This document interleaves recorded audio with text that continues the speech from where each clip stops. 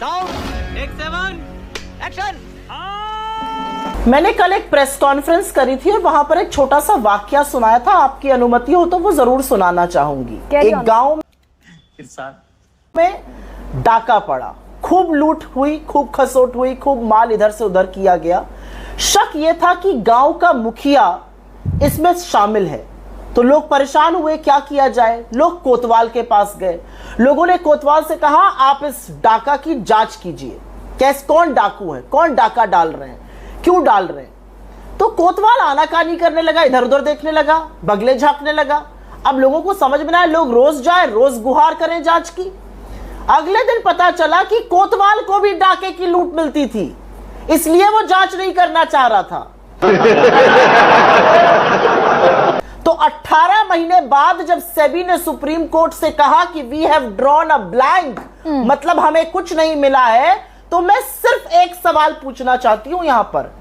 जब सेबी ने supreme court के सामने कहा कि हमारे हाथ कुछ नहीं लगा है, we have drawn a blank, हम नहीं तफ्तीश कर पा रहे हैं, तब क्या सेबी ने समिति के सामने या इस देश के सर्वोच्च न्यायालय के सामने यह खुलासा किया था कि कुछ फंड जिनकी तफ्तीश, जिनकी जांच सेबी कर रही है, उनमें से कुछ फंड ऐसे हैं जिसमें सेबी की प्रमुख की हिस्सेदारी रही है, उनके पति की हिस्सेदारी रही है? क्या यह खुलासा किया गया? यहीं से दूध का दूध और पानी का पानी शुरू होता है। अगर यह खुलासा नहीं किया गया तो इंग्लिश में एक फ्रेज है, Caesar's wife has to be above suspicion. आप किस मुंह से जांच कर रही थी अडानी समूह की, जब आपने खुद स्वीकारा है कि हां आपने उन फंड्स में निवेश किया था जो आपने बाद में अपने पति के नाम ट्रांसफर किए? क्या सेबी के सामने और क्या इस देश के सुप्रीम कोर्ट के सामने यह खुलासा हुआ था? मेरा पहला सवाल है। तुम्हें शर्म है? कुछ शर्म आया है? मेरा दूसरा और बहुत संक्षिप्त में मैं एक बात पूछना चाहती हूं यहां पे। राहुल गांधी की शेयर होल्डिंग, राहुल गांधी का पोर्टफोलियो क्या है, हमारा पोर्टफोलियो क्या है, ये सार्वजनिक रूप से अवेलेबल है। नेता गवर्नर हम लोग जो भी चुनाव लड़ते हैं सार्वजनिक रूप से अवेलेबल है। मुझे बीजेपी एक बात बता दे, हिंडनबर्ग की एक रिपोर्ट आई, हिंडनबर्ग ने अडानी और सेबी की मिलीभगत की जांच पे बात करी, आरोप लगाए। बीजेपी क्यों उछल रही है? बीजेपी क्यों प्रेस कॉन्फ्रेंस कर इसको डिफेंड कर रही है? ये कह रहे हैं कि हम आरोप लगा रहे हैं। अरे सेबी प्रमुख खुद मान रही है कि उन्होंने ये इन्वेस्टमेंट किए थे जो उन्होंने डाइवेस्ट करके अपने पति के नाम कर दिए थे। मुझे क्रेडिट नहीं चाहिए। तो लेकिन सुप्रिया राहुल गांधी ने जो ट्वीट किया कि सुप्रीम कोर्ट सू मोटो एक्शन ले, भाई आप इतने मुकदमों के लिए, इतनी पीआईएल के लिए सुप्रीम कोर्ट जाते हैं, आपने भी इनिशिएट नहीं किया? सुप्रिया, अगर इतना गंभीर मसला है ये देश का तो पीआईएल डालिए आप भी सुप्रीम कोर्ट के भीतर। हालांकि सुप्रीम कोर्ट कह चुका है सेबी एक निष्पक्ष संस्था है, सक्षम संस्था है। निष्पक्ष नहीं कहा है, ऑटोनोमस, सक्षम संस्था का है। निष्पक्ष तो एक बहुत बड़ा और बहुत बड़ी जिम्मेदारी होती है। ऑटोनोमस और इंडिपेंडेंट कहा है, स्वतंत्र होना निष्पक्ष होना नहीं है। इस पर मैं थोड़ा सा इतर हूं। मुझे एक बात बताइए, इस देश के फाइनेंशियल मार्केट्स में 3-4 ट्रिलियन डॉलर मनी इन्वेस्टेड है। एक बहुत बड़ा सवाल सेबी प्रमुख की विश्वसनीयता पे खड़ा हो गया है। सरकार की विश्वसनीयता और साख पे सवाल है। नरेंद्र मोदी जिन्होंने उनको अपॉइंट किया उन पर सवाल है, और वो बैठकर झुंझुना बजाएंगे और हम सुप्रीम कोर्ट चले जाएं। हमने सुप्रीम कोर्ट से कल प्रेस कॉन्फ्रेंस के माध्यम से, कल राहुल जी ने ट्वीट के माध्यम से, आज भी हमने अपील की है कि आप सुओ मोटो कॉग्निसेंस इसलिए लीजिए क्योंकि सुप्रीम कोर्ट को भी अंधेरे में रखा गया, ये डिस्क्लोजर्स नहीं हुए। और मैं एक चीज और यहां पे बताना चाहती हूं जो एक नया तथ्य सामने आ रहा है। ब्लैकस्टोन में उनके पति एडवाइजर बने, ये अलग बात है, उनके पति इंजीनियर थे और HUL में चीफ प्रोक्योरमेंट ऑफिसर थे। उनका ना कैपिटल मार्केट में ना रियल एस्टेट में कुछ लेना देना था। सेबी चीफ बनने के बाद वो ब्लैकस्टोन में सीनियर एडवाइजर बन गए। ब्लैकस्टोन सबसे बड़ा प्लेयर है रीट मार्केट का, रियल एस्टेट इन्वेस्टमेंट जो होता है उसमें सबसे बड़ा प्लेयर है। इस बार बजट में जो LTCG लगता है रीट पर, वो 36 महीने की होल्डिंग पर लगता है। आपको करीब 3 साल तक होल्ड करना पड़ता है अपना रीट का इन्वेस्टमेंट, उसको घटा के 12 महीने कर दिया गया। यही नहीं, अभी और सुनिए, ब्लैकस्टोन सबसे बड़ा उसका हितकारी बना। तो क्यों नहीं सवाल उठेंगे कॉन्फ्लिक्ट ऑफ इंटरेस्ट पर? नहीं, अगर सुप्रीम कोर्ट में सुमोटो कॉग्निजेंस नहीं लिया सुप्रिया, रीट बहुत अच्छा तो इन्वेस्टमेंट ये chapter supreme court suo motu cognizance फर्ज कीजिए नहीं लेता है, तो क्या ये चैप्टर यहीं पर क्लोज है सुप्रिया? बहुत छोटा सा जवाब दे दीजिए, तीन और मेहमान है। बिल्कुल भी नहीं, हाँ, बिल्कुल क्लोज नहीं है। अडानी के महाघोटाले की परत दर परत खुलेगी। नरेंद्र मोदी कितनी भी कोशिश कर ले, कितनी भी साजिश रच ले अपने परम मित्र को बचाने की, क्योंकि आज एक और सवाल देना पड़ेगा और इसी में आपके सवाल का जवाब निहित है। माधवी बुच पहली प्राइवेट सेक्टर की व्यक्ति बनी जो सेबी की प्रमुख बनी। किसने सिफारिश करी, किसने बनवाया, किसने दबाव किया, उनकी ऐसी क्या योग्यता थी कि एक आईएएस को दरकिनार करके उनको बनाया गया? और अब ये जो तमाम कॉन्फ्लिक्ट ऑफ इंटरेस्ट सामने आ रहे हैं, निर्मला सीतारमण जी से लेकर प्रधानमंत्री क्यों चुप रहेंगे? अपॉइंट तो यही लोग करते हैं। तो मेरा संतोष है कि अदानी हिंडनबर्ग रिसर्च ने परत दर तुहिन सिन्हा भले ही कह रहे हैं कि इतना छोटा पहले कभी नहीं हुआ होगा। ठीक है मैम, मैं लौटूंगी। हिंडनबर्ग रिसर्च ने बाकायदा मेल्स की कॉपी दी है अपनी 106 पन्नों के रिपोर्ट में। वो चाहे इसमें अघोरा पार्टनर में 100% हिस्सेदारी का मसला हो, उसमें रेवेन्यू जनरेट जो हुआ 100% हिस्सेदारी से उसका मसला हो, ये 2 हफ्ते बाद सेबी चीफ बनने के सारे शेयर अपने हस्बैंड के नाम ट्रांसफर करने का ईमेल हो, या फिर ट्राइडेंट ट्रस्ट को जो मॉरिशस के फंड प्रशासक को मेल लिखा था कि भाई सिर्फ उन्हें ऑथराइज कर दिया जाए, ये सारी मेल की कॉपी अटैच की है हिंडनबर्ग रिसर्च ने। तो क्या इस पर एक इन्वेस्टिगेशन होनी चाहिए, या फिर ये कहकर कि भाई हिंडनबर्ग तो शॉर्ट सेलर है, वो खुद मुनाफा कमाता है ऐसे काम करके, ये इसको रद्दी की टोकरी में, डस्टबिन में डाल दिया जाना चाहिए?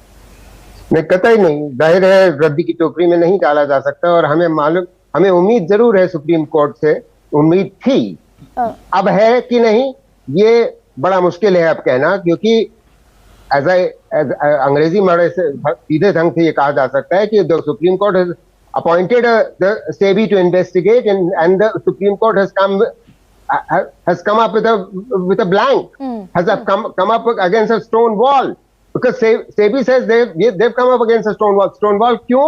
क्योंकि 2018 में सेबी ने स्वयं एक रूल चेंज कर दिया था कि हम इस गहराई तक नहीं जा सकते कि ये पैसा कहां से आ रहा है। 2018 में सेबी ने स्वयं अपने रूल्स चेंज करके ये अपने लिए एक जरिया तैयार कर लिया था कि आगे चलते हुए इस तरीके का घोटाला हो, जनता माफ नहीं करेगी।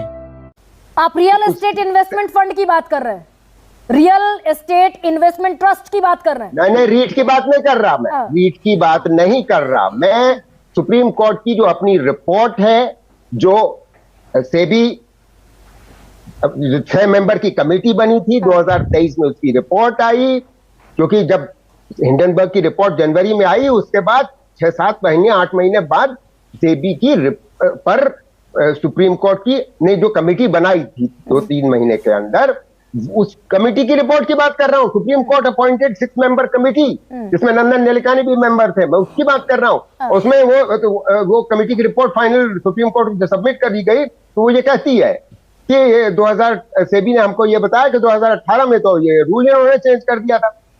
2018 में सेबी ने अपना ही रूल बदल दिया था कि भाई हम तह पर तह, नीचे और अंदर नहीं जा सकते और पता चला ही नहीं सकते। तो खैर सेबी ने अपने ही पर काट लिए थे, और यहां पर जिम्मेदारी बनती है आखिर में जाकर के सेबी के चेयरमैन की। मगर वापस आते हैं जो मतलब आपने जो मुद्दे उठाए, देखिए सुप्रीम कोर्ट ने क्लीन चिट कतई नहीं दी। जिस रिपोर्ट की मैं अब बात कर रहा हूं, मैं तुहिन उसी की रिपोर्ट, उस रिपोर्ट की बात कर रहे थे, सुप्रीम कोर्ट वाली रिपोर्ट, जिसमें सेबी ने क्लीन चिट दे दी। सुप्रीम कोर्ट कोई क्लीन चिट नहीं दी है। कोई कह रही है we have come up with a blank, we have come up against a stone wall. और स्टोन वॉल क्यों है ये मैं आपको समझा चुका। 2018 की रूल सेबी ने स्वयं चेंज करी थी। तुम चुल्लू भर पानी में जाके डूब के मर जाओ। तो किसका फायदा होने वाला था 2018 के रूल चेंज करने की वजह से? पहली बात। और फिर ये कह करके तुहिन जी जो हमको समझा रहे हैं कि हिंडनबर्ग पे इन्वेस्टिगेट कर रही यूएस सरकार, उससे हमसे क्या लेना देना भाई? जो इन्वेस्टिगेशन यहां होना चाहिए वो तो हुआ नहीं है। तो अब आपने जो सवाल किया, मैं उस पर वापस ये आता हूं। देखिए बड़ी सीधी सी बात यह है अब क्योंकि सुप्रीम कोर्ट एक कमेटी पिछले साल बना चुकी है जो which has drawn a blank, तो इसलिए अब एक बहुत ही नई कमेटी बननी पड़ेगी एक तरफ तो सुप्रीम कोर्ट की ओर से, जिसमें सेबी को ही इन्वेस्टिगेट करना होगा। सेबी इस समय इन्वेस्टिगेशन कर रही है और SEBI has drawn a blank. तो और ये तो नॉट सो सरप्राइजिंग कि क्यों drawn a blank. Madhi Buch was right there. We've already seen the outcome. और अब हमें और कोई जरिया बचा नहीं सुप्रीम कोर्ट से ये अलग एक नई कमेटी बनाने के जिसमें सेबी का कोई इन्वॉल्वमेंट है। SEBI himself has to be investigated. वो दूसरा बात है कि जेपीसी होनी है, कोई दो राय है ही नहीं।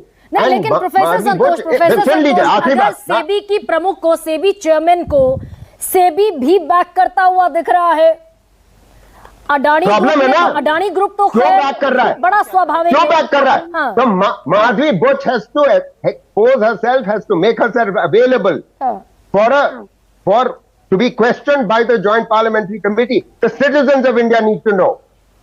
The citizens of India whose representatives are going to be in the Joint Parliamentary Committee, they need to know. We deserve to know. और ये कोई नेशनल इंटरेस्ट कोई नेशनल इंटरेस्ट कोई पार्टी नहीं डिस्ट्रॉय। आप दिखाएंगे, आप ये करेंगे, आप वो करेंगे, ये करेंगे, वो करेंगे। फॉरवर्ड प्लान, तुहिन ने कहा आप इस देश के शेयर बाजार के लिए सबसे बड़ा खतरा है, इस देश की इकोनॉमी के लिए खतरा है। ग्रोथ रेट को आधा कर 45 साल में सबसे ज्यादा बेरोजगारी लाकर, 10% के करीब फूड इन्फ्लेशन लाकर, युवाओं को बेरोजगार करके और ये कह देना कि पकौड़ा तलो और मैं लहसुन प्याज नहीं खाती, हम खतरा है। चलिए इनकी बेवकूफी के सवालों का मैं जवाब दे देती हूं। एक ही बात मुझे बता दीजिए आप, 2018 में उन्होंने अपना स्टेक डाइवेस्ट कर दिया था अपने पति को। ये रिपोर्ट कहती है कि मेल जो गई कि अब हम इसमें भागीदार नहीं रहेंगे, वो माधवी बुच भेज रही है। और अनिल आहूजा उनके पति के दोस्त है, लेकिन वो अडानी पावर और अडानी एंटरप्राइजेस में डायरेक्टर थे, ये बात इनको नहीं पता थी। ये इतना बड़ा संयोग है कि जो विनोद अडानी जिस फंड में संलग्न है, जिसमें अनिल आहूजा जो अडानी से संलग्न है, उनको पता ही नहीं था। इन सब बातों को छोड़ दीजिए, असल में स्टॉक मैनिपुलेशन तो अमित शाह और नरेंद्र मोदी ने चुनाव के पहले किया था। याद है ना, 30 लाख करोड़ जो पूरी तरह से स्वाहा हो गए थे स्टॉक मार्केट में। वो कैसे हुए थे? क्योंकि इन्होंने बाइंग अपॉर्चुनिटीज बताई थी जो इससे पहले इस देश के किसी प्रधानमंत्री, किसी गृह मंत्री ने नहीं किया था। छोटे निवेशकों को जला के उनका स्वाहा कर दिया था, सारा का सारा निवेश, उनकी गाड़ी कमाई। मेरा मुंह मत खुलवाइए। मेरा अपना मानना है कि भारत के फाइनेंशियल मार्केट्स के रेगुलेटर पे एक बहुत बड़ा सवाल है। बेशर्मी और बेहयाई अब नहीं चलेगी, उनको खुद इस्तीफा देना चाहिए और अगर वो नहीं देती है तो बिल्कुल उनको पद पे नहीं बने रखना चाहिए, क्योंकि Caesar's wife has to be above suspicion. आज कौन है ये लोग, कहां से आते हैं? खत्म, bye bye, tata, goodbye, गया।